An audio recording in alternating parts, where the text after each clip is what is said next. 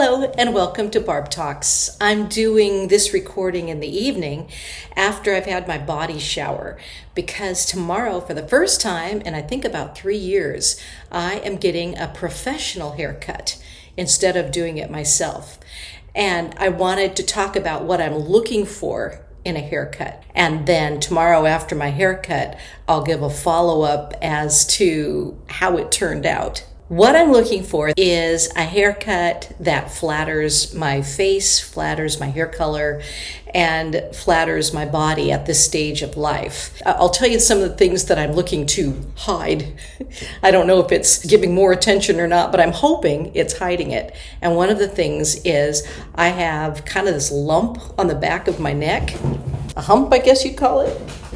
And so what I want is for my hair in the back to cover up that hump. I think if I get anything too high, it's just going to show that weird little hump there, and I kind of want to hide it. So I would like to have my hair in the back, at least some semblance of hair, be able to cover that little hump. Another thing I'd like to do is camouflage the neck, which is kind of getting thicker and wrinklier. One of the things that I'm experimenting with to camouflage that is the idea of having kind of a rough looking bits of hair down here. So instead of having something smooth, I'm hoping that the rough parts will distract and will make this look smoother. Let me go get a book to show you where I got the idea for distraction like that. This is a book that I wrote back in the 90s, and I had done some artwork inside of it because I wanted to have an example so I could then give that artwork to a real artist and have them do the art for me to make it look nicer in the book. But the editor said that the artwork looked fine the way it was, and how to make it look not so drawn by a felt pen was to put a frame around it that was more jagged than the mark from the felt pen. By putting something jagged around the outside, he said, it would make the drawing itself look smoother. So I got to thinking, I wonder if that concept would work on a face and body of this age by putting something that has more texture close to that. Would that draw the eye away from it?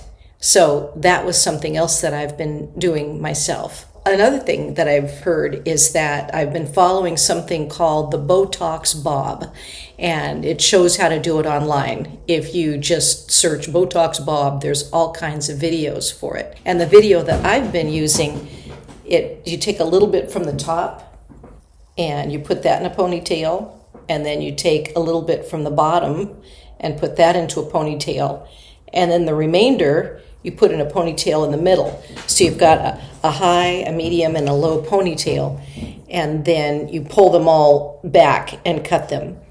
And what that does is it makes, I think you can kind of see it, where it's shorter in the back and gets a little bit longer in the front. That's how the Botox Bob works. And then that follows your jawline so that it supposedly gives you more of a cut face as your jawline starts to get a little wobbly in older age.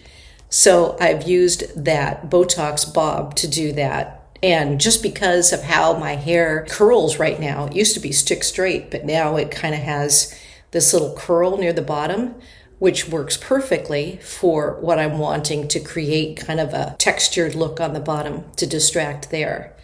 And then what I do with my bangs, because I do want to show off my eyes.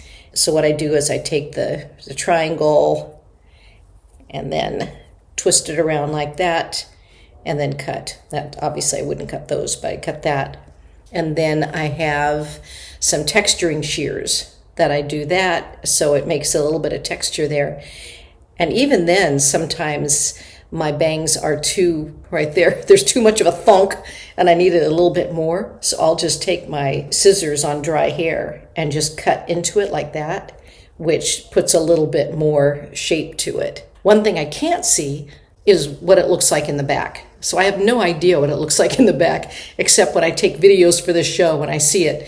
And it looks kind of blunt, which I'm not thrilled with, but I don't know how to fix it because I can't reach the back of my head.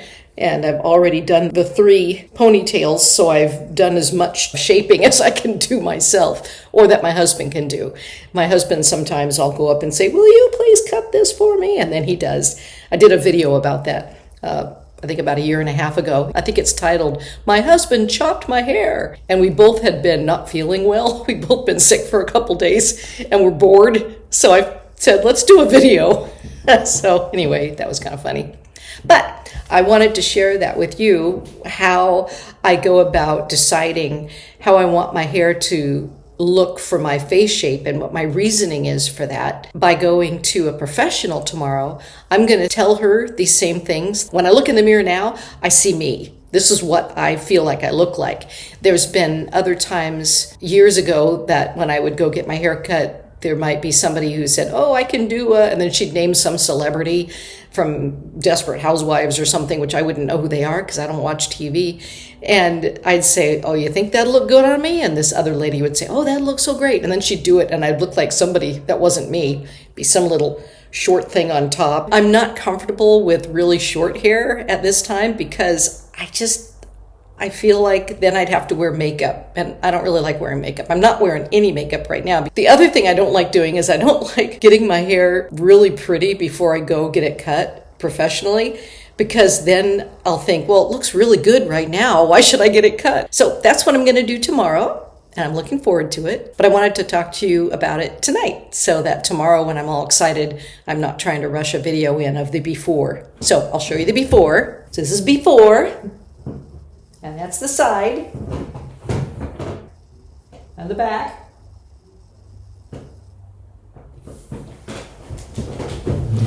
So tomorrow, I'll add to this and we'll have the big reveal. And this is the after. This is 2 days after the haircut, and it still looks this good. From Katie at Riot Curl. I think it's also called the Stray Hair Club, and Katie did an excellent job.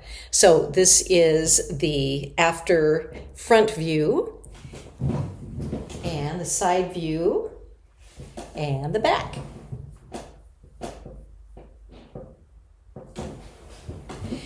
And it still has some of the product in it, so I think that's why it's staying so perfect. I don't know if it would look this perfect. We'll find out when I do a Barb Talks after I get done washing my hair. But right now it looks fantastic. Some of the things that she did was she did the little cutting up here to make that all nice and piecey and pretty. I told her that I like to see the colors of my silver. I like the different shades of dark and light. And so she really made that come out, I think, well. She said that this part here, as long as it curls out, it kind of takes away from that. So she did that. She kept it long enough in the back that it covers up my little hump. And I said that I like the darker color at the very back, and I like the movement back there.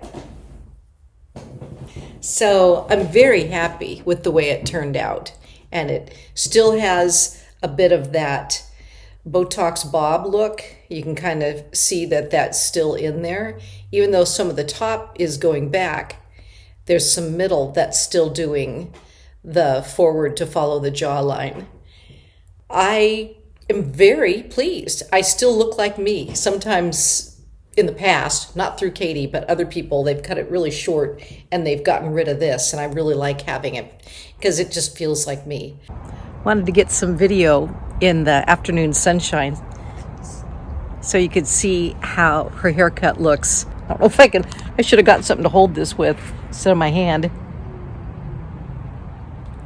I love the color. I love it when the product and the hairdryer makes it look so shiny. I don't put the time into doing that myself, but I wanted to show you while it was still looking really pretty. Katie at Stray Hair Club in Portland listened to what I had to say and then gave me other advice on how she could help it look even better. She put a lot more layers in here so you can see more of the colors. And she also taught me how to do some upkeep at home so that I can wait a longer time before I come in. So thank you, Katie at Stray Hair Club. And thanks for being with me. And thanks for watching Barb Talks.